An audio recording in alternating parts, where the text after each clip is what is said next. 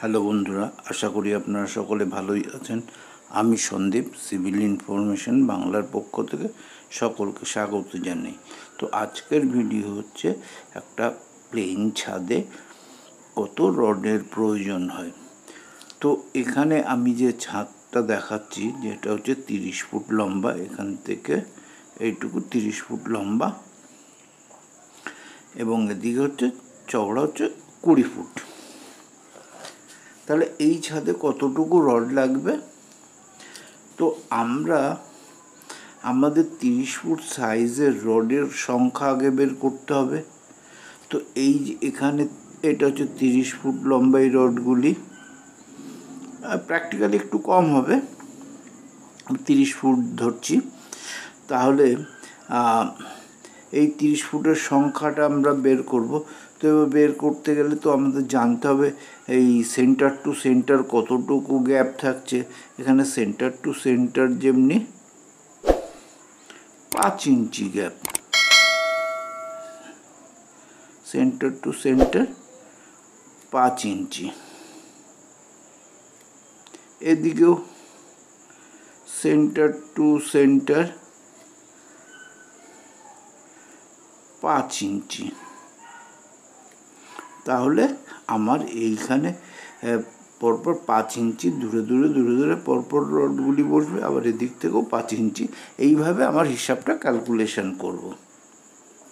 তাহলে 30 ফুট সাইজের রডের সংখ্যা হচ্ছে আমার 20 গুণ 12। এই জন্য যে আমি এটা ফুটে আছে, এটাকে ইঞ্চিতে কনভার্ট করব। আমরা জানি 12 ইঞ্চিতে হচ্ছে 1 ফুট, তাহলে 12 দিয়ে গুণ করলে এটা হচ্ছে টোটাল 240 ফুট লম্বা। 240 ইঞ্চি লম্বা হচ্ছে এক একটা রড।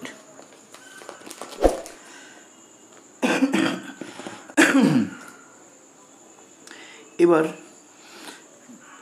তাহলে 240 ইঞ্চিতে 5 ইঞ্চি দূরত্বে বসাচ্ছি। ইঞ্চি করার মূল উদ্দেশ্য, যেহেতু আমরা 5 ইঞ্চি দূরত্বে বসাচ্ছি, আমরা হচ্ছে এখানে এই সব অঙ্ক হচ্ছে খুব সাধারণের বোঝার জন্য এইভাবে হিসাবটা করা।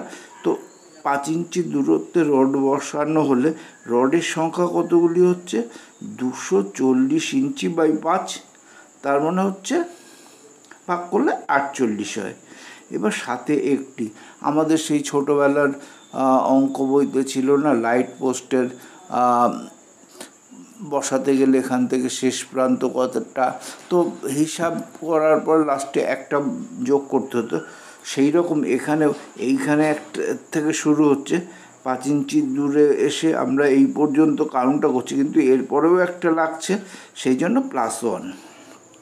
এইভাবে তাহলে হচ্ছে 49টা হচ্ছে 30 ফুট লম্বার লাগছে। একইভাবে 20 ফুট সাইজের রডের সংখ্যা হচ্ছে কটা, 30 গুণ 12 360 ইঞ্চি ভাগ 5, 72টি প্লাস একটা, মোট 73টি লাগছে। এবার এই 73টা রডের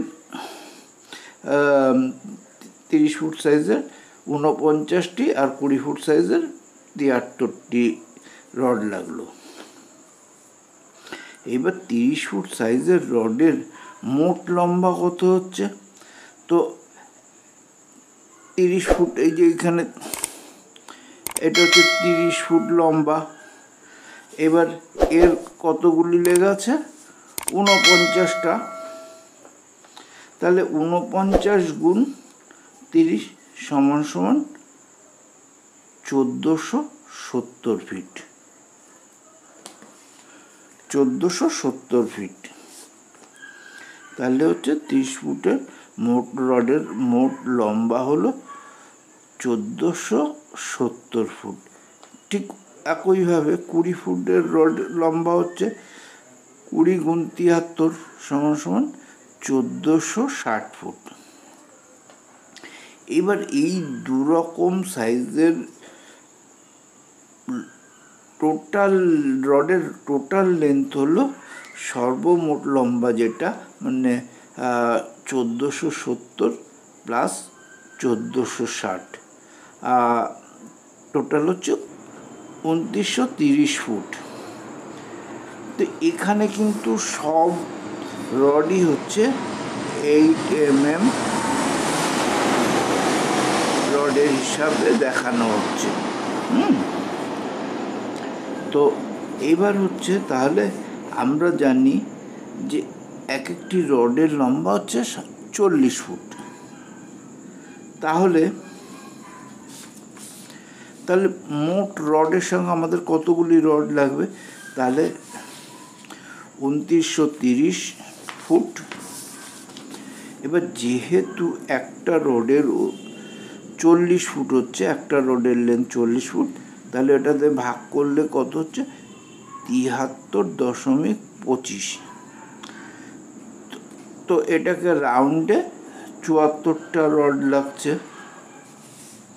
আমরা জানি যে একটা 8 mm রডের ওজন 4.74 কেজি হয়। 8 mm রড, 40 ফুটের লেন্থ হচ্ছে 4 কেজি,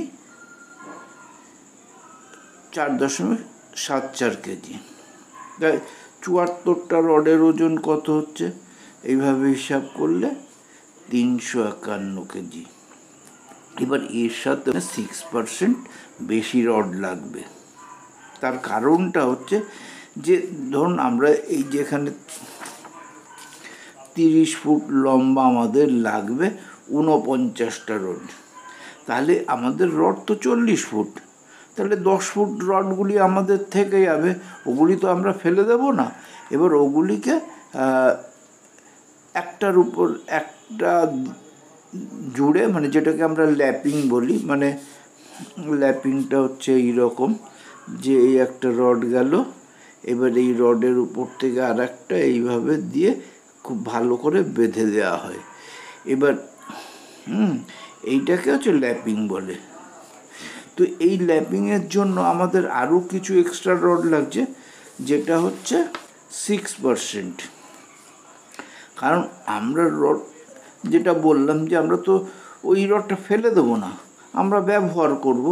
তো এবার রড কিনতে গেলে তো আমাদের 40 ফুটেরই রড কিনতে হবে, তাই 10 ফুট রডগুলি ল্যাপিং করে ছাড়া ব্যবহারের কোনো রাস্তা নেই।